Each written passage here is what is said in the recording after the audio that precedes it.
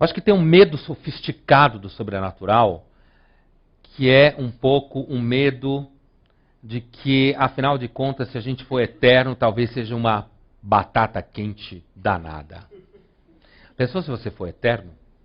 Você não dorme nunca? Porque morrer é ruim, vai. Mas pelo menos um dia acaba. Tudo bem, eu não estou afim disso, mas estou falando, um dia acaba. Agora imagina se você acaba a corda, acaba a corda, acaba a corda, acaba a corda e fica para sempre acordado de repente. Imagine que experiência avassaladora de consciência que não é. Você, de repente, vira para Deus e diz assim, para mim basta. Eu sei que eu sou um espírito imortal, mas eu quero que eu seja mortal. Então eu acho que talvez não, um monte de gente já falou isso, né? Não é invenção minha, não foi eu que criei. É assim, eu acho que é possível que parte do medo sobrenatural esteja associado ao fato de que, sabe, e isso é uma coisa que o gótico trouxe muito, a literatura gótica lá do século XIX e XX, primeira metade do XX, essa ideia de que talvez você continue vivo e talvez você continue tendo problemas muito sérios. Né? Não é? Vocês imaginem, tudo bem, você tem problemas, sei lá, com imposto, problema com os filhos, dívida, problema no trabalho, sei lá, você tem uma série de problemas. Mas você não gosta, mas você sabe que um dia vai acabar. Agora imagina se você arrasta para a eternidade uma questão mal resolvida aqui nesse planeta.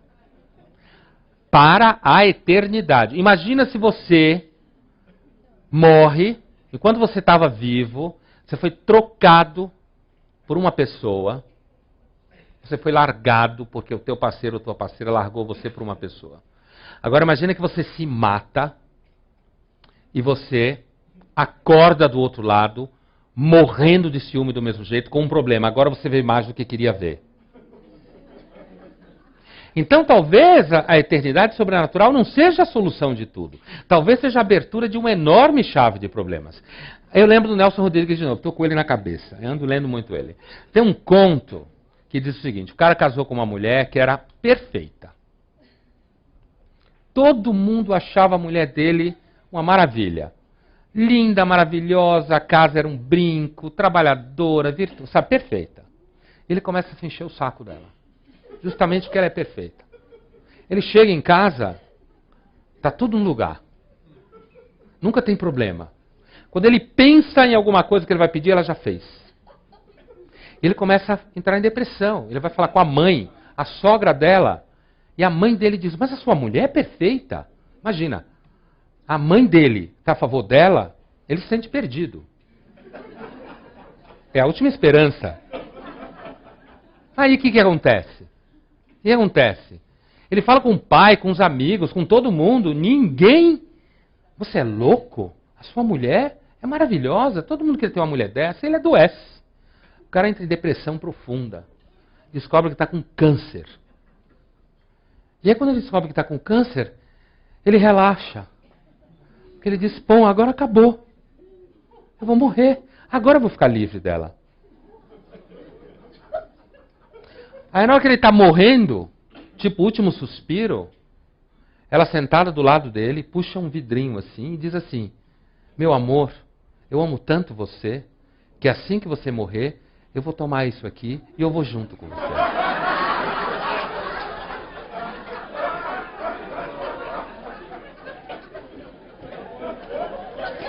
Então, assim, a eternidade talvez seja alguma coisa que a gente tenha que ter medo mesmo. Agora, é claro que existe o medo sobrenatural também associado àquela coisa de que a gente não tem controle. Na realidade, é isso que está embaixo da questão. Ó, sobrenatural. Se a gente for rastrear esse conceito na filosofia...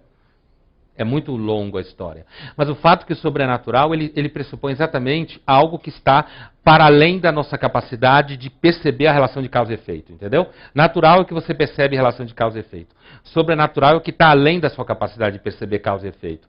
Então, inclusive, isso é uma das características da religião espírita, que é a última organização da crença nos espíritos, que a crença nos espíritos é muito mais velha do que o kardecismo, né? Do que a codificação do Allan Kardec, né?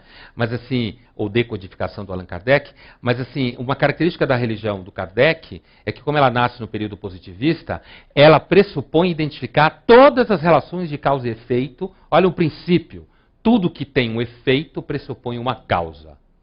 Certo? Então assim, essa ideia de que você vai colonizar o sobrenatural com a racionalidade humana. Então quando você pega uma alma penada que não responde a nada, né? Que você não consegue lidar com ela com nenhuma estrutura racional, é para ter medo mesmo. Né? Porque, afinal de contas, tem aquele famoso dito popular, eu não creio nas brujas, pero que las hay. Então, assim, né? Então, assim, os seres humanos sempre suspeitaram que existe vida depois da morte, que de vez em quando aparecem uns vultos. Quem já não viu vulto passando em casa? Né? Talvez esteja viajando, mas vai que existe. Então assim, né? Então assim, talvez exista. Nenhum cético pode dizer que não existe. Ele pode criticar um monte de pessoas que contam eventos que você vai mostrando que elas podem ter formas antropomórficas. E tem um problema com os espíritos, olhando do ponto de vista filosófico, é que eles normalmente só sabem o que a gente sabe. Eles estão inseridos num processo cultural.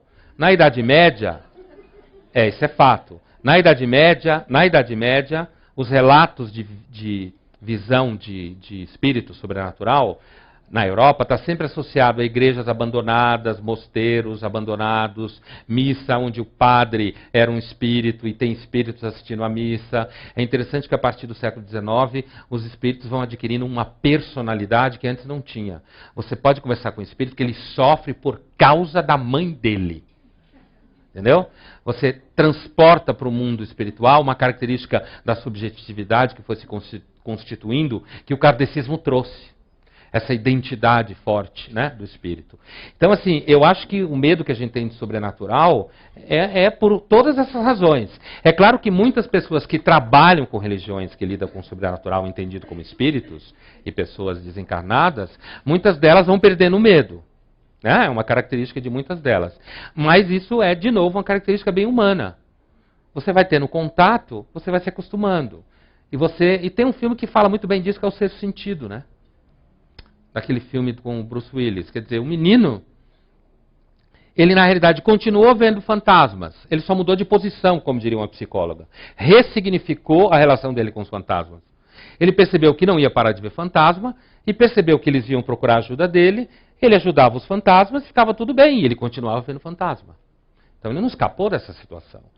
Então eu acho que algumas pessoas não têm medo do sobrenatural. Não acho que é todo mundo. Mas a maioria que tem, me parece que é porque, afinal de contas, olha, se morrer e não acabar, olha, eu não sei o que me espera pela frente. Não tenho a mínima ideia.